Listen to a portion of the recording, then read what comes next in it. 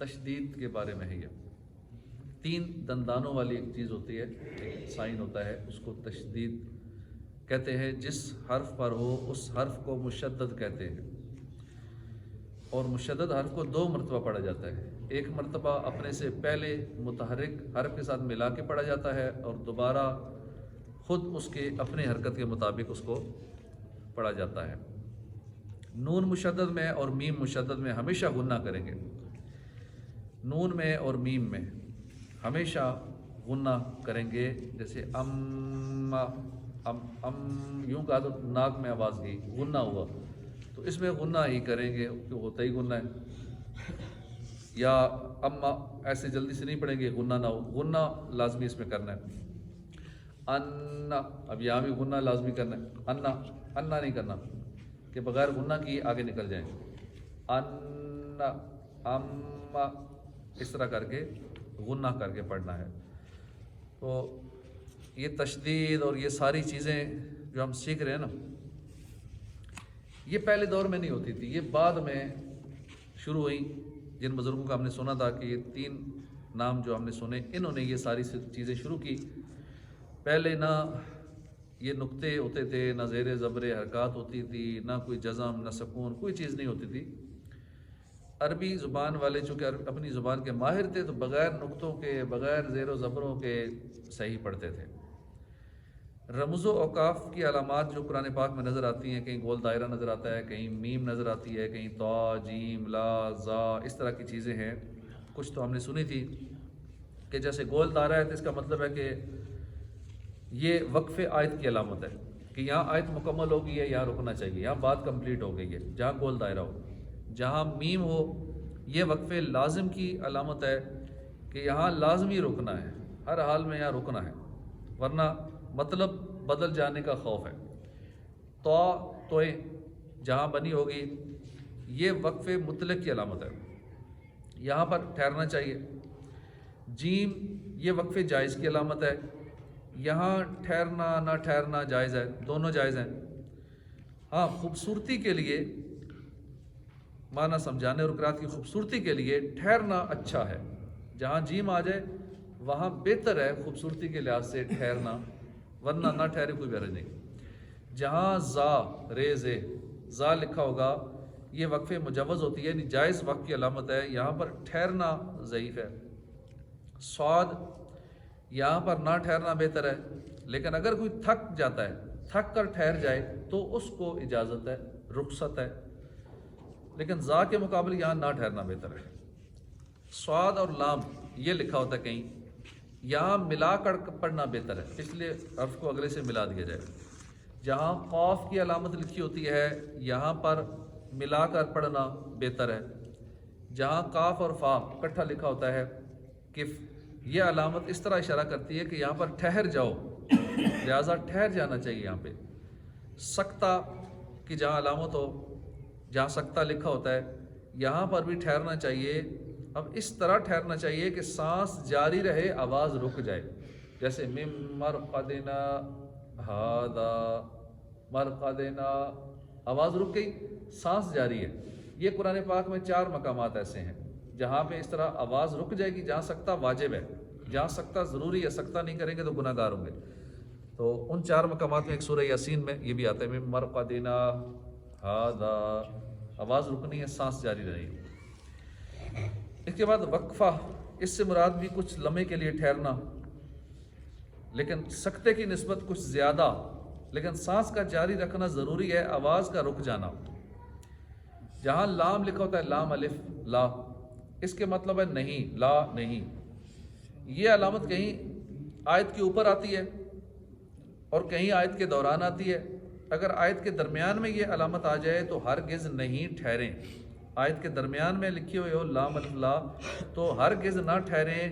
اگر آیت کے اوپر ہو تو یہاں علماء کا اختلاف ہے، بعض کے نزدیک ٹھہرنا چاہیے، بعض کے نزدیک نہیں ٹھہرنا چاہیے، لیکن ٹھہرنے نہ ٹھہرنے سے معنی میں خلل واقع نہیں ہوتا. الحاصل گول دائرہ، میم، تا، جیم، ان علامتوں پر ٹھہرنا چاہیے. مختصر سا یوں یاد رکھ لیں خلاصہ، ٹھہرنا کہاں چاہیے؟ جہاں گول دائرہ ہو، میم ہو، تا ہو، جیم ہو. گول دائرہ میم تا جیم، گول دائرہ ہو زیرو کی طرح، میم تا جیم، بس یہ مختصر سا یاد رکھ لیں ساری گفتگو کو خلاصہ. تو اعلیٰ تا نقطوں والا نہیں، ہا میم تا جیم، ہا میم تا جیم، ادھر ٹھہرنا چاہیے. اب کہاں نہیں ٹھہرنا چاہیے؟ زا سواد، سواد لام کٹھا جل لکھا ہوتا ہے، قاف اور وقفہ ان جگہوں پر نہ ٹھہرنا ہی بہتر ہے.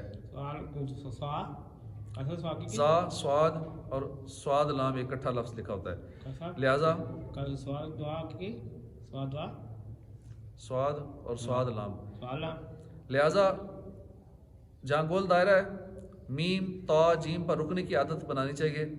دیگر علامات پر بوقت ضرورت کبھی کو ضعیف پر ترجیح کی صورت میں اختیار دیا گیا ہے، لیکن جہاں رکنا ضروری ہے یہاں لازمی رکیں. بس یہ یاد رکھ لیں کہ یہاں رکنا ضروری ہے، جیسے گول دائرہ ہے میم ہے تا جیم ہے، یہاں ضرور رکیں، نہیں رکیں گے تو مطلب بدل جائے گا. قرآن مجید میں صورتوں کے نام اور آیتوں کی تعداد لکھنے میں کوئی حرج نہیں ہے، حالانکہ یہ نیا کام ہے، بدعت حسنہ ہے، یہ اچھی بدعت ہے. اور بہت سارے نئے کام ہیں، کتنی چیزوں کا حکم زمان اور مکان کے مختلف ہونے سے مختلف ہو جاتا ہے. لوگ کہتے ہیں بدعت فلاں کام بدعت ہے، فلاں کام بدعت ہے، شرک بدعت، شرک بدعت، اس کا رٹا لگایا ہوتا ہے. میلاد منانا شرک، 11ویں شرک، یہ فلاں کام شرک، یہ نیا کام انہوں نے کر دیا شرک، میلاد کی محفل کرائی شرک، بدعت. بدعت پہلے میلاد نہیں ہوتا تھا اب بدعت ہو گئی، کیونکہ پہلے نہیں ہوتا تھا اس لیے اب ہوا تو بدعت ہو گئی. یہ کام پہلے نہیں ہوتا تھا اب ہوا تو یہ بدعت ہو گئی. تو بہت سارے کام پہلے نہیں ہوتے تھے بعد میں ہوئے، نقطے پہلے نہیں ہوتے تھے بعد میں ہوئے، رموز و اوقاف کی حرکات، یہ ساری چیزیں قرآن میں پہلے نہیں تھیں بعد میں ہوئیں. مسجدوں کے محراب، مسجدوں کے مینارے، مسجدوں کی چھت، یہ ساری چیزیں پہلے اور ہوتی تھی. پہلے چھت ہوتے تھے کھجور کی چھال کے، آج کل لینٹر ہے. تو بہت ساری چیزیں پہلے نہیں ہوتی تھی، اب ہیں تو اچھی بدعت ہے. لیکن یہاں سوئی اٹکتی ہے، میلاد بدعت، 11ویں بدعت، فلاں بدعت، یہ شرک بدعت. تو یہ دلیل نہیں ہے. بدعت کی پوری ایک ڈیفینیشن ہے، پوری ڈیٹیل ہے. بدعت کی اقسام ہے، بدعت حسنہ بھی ہے اور بدعت طبیعہ بھی ہے. دو قسم کی مین جو بدعت کی اقسام ہیں، اور یہ بدعت کا ہمیں پتہ ہونا چاہیے تاکہ ایسی کوئی باتیں کرے شرک بدعت کی تو مطلب اسے سمجھا سکے. بدعت واجبہ بھی ہوتی ہے جس پر عمل کرنا ضروری ہوتا ہے، ایسی بدعت بھی ہوتی ہے کہ جس پر عمل نہیں کریں گے تو گناہ گار ہو جائیں گے. جیسے اللہ اور اس کے رسول کے کلام کو سمجھنے کے لیے علم نحو سیکھنا، اصول فقہ کو متون کرنا اور جرح و تعدیل میں کلام کرنا، یہ بدعت واجبہ ہے. کیونکہ اس پہ عمل نہیں کریں گے تو قرآن کو غلط پڑھیں گے، قرآن نہیں سیکھ سکیں گے. تو کچھ بدعتیں ایسی ہیں کہ جن پہ عمل کرنا ضروری ہو جاتا ہے. بدعت محرمہ جس پر عمل کرنا حرام اور گناہ ہے، جیسے جبریہ، قدریہ، مرجیہ، مجسمہ کے مذاہب، جیسے تمام بد مذہبوں اور بد دینوں کے مذاہب، ان تمام کا رد کرنا بدعت واجبہ میں سے ہے، کیونکہ اس بدعت سے شریعت کی حفاظت کرنا فرض کفایہ ہے. بدعت مستحبہ ہے جس پر عمل کرنا ثواب ہے، چھوڑ دینا گناہ نہیں ہے، جیسے دینی مدارس ہیں، مسافر خانوں کی تعمیرات ہیں، اور ہر وہ نیکی جو صدر اول یعنی شاہ خیر الانام صلی اللہ علیہ وسلم اور صحابہ کے مقدس دور میں نہ ہو، جیسا کہ باجماعت نماز تراویح پہلے نہیں ہوتی تھی بعد میں شروع ہوئی، تو یہ بدعت مستحب ہے، بڑی اچھی بدعت ہے. بدعت مکروہ جیسے مسجدوں کی ڈیکوریشن، تزئین، لائٹنگ، یہ کارپیٹ، خوشبوئیں، مسجد پردے، یہ ساری ہیں بدعت مکروہ.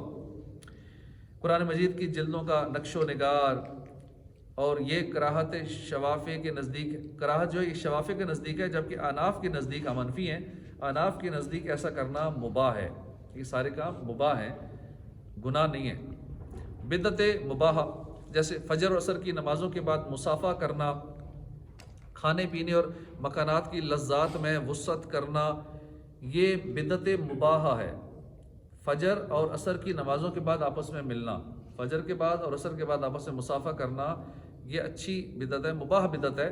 اور مباح کام اچھی نیت سے ثواب ہو جاتا ہے، عبادت بن جاتا ہے. مکانات کی لذات میں وسعت کرنا، مکانات کی لذات میں، کھانے پینے میں، مکانات میں، ان کی لذتوں میں تھوڑا وسعت کرنا ایک مباح چیز ہے. مباح چیز بری نیت سے بری ہو جاتی ہے، گناہ ہو جاتی ہے، اچھی نیت سے ثواب ہو جاتی ہے. تو بدعت کی اقسام کو پہچاننا چاہیے. انشاءاللہ پھر کبھی اس پہ تفصیلی سنیں گے بدعت کے حوالے سے، شرک بدعت کیا ہے، تاکہ ہر ایک کی بات سن کے ہم وہ نیک کام چھوڑ نہ دیں. کوئی کہے شرک بدعت ہے تو ہم ایسا کام چھوڑ دیں. سبق نمبر 13